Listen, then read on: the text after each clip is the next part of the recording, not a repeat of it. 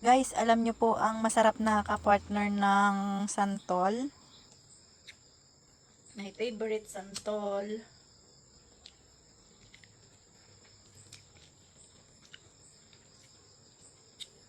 Tag-santol na po ngayon. Alam niyo po, nung nag-aaral kami ng high school, ang nakakapagpa-survive sa aming pag-aaral at sa pang-araw-araw na buhay is yung pagha-harvest ng santol. Tuwing tag-santol po, nagbebenta sila ng sako-sakong santol. Bukod po sa kape, yan po ang pangunahing produkto ng Amadeo Cavite.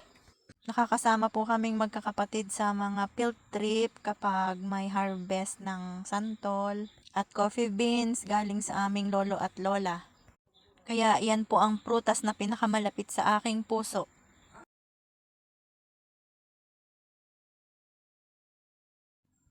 Pwede nyo po yan balatan kasi masarap din po yung banakal na malapit sa buto niyan.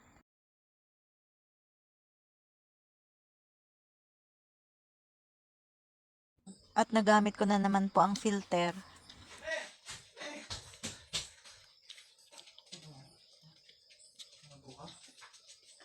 Mahal-mahal ng charger ko, 3,000. Napakalikot mo pa, ha? Wow! Mukbangers. Lag.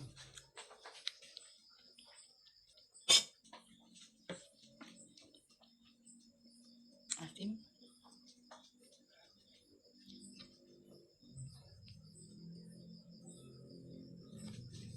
Yan lang.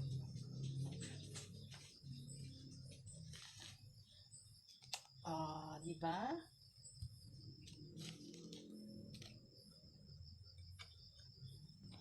Kung ano po yung mga available na prutas sa paligid, yun po yung kainin natin para makaiwas po tayo sa mga sakit. Para hindi po natin kailangang mag-maintain na uminom ng mga gamot. Tingnan mo ginawa yung aso mo sa charger ko. Yun eh. Nasira.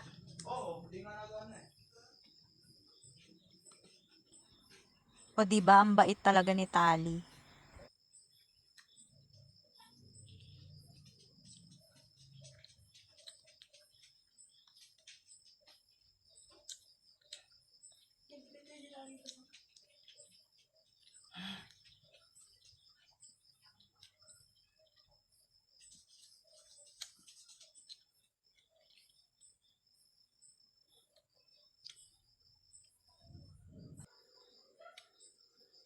Vitamin C. And ito po ang inumin na masarap inumin after kumain ng santol. Strawberry flavor. Salamat sa pasalubong. Thank you po. Till my next video.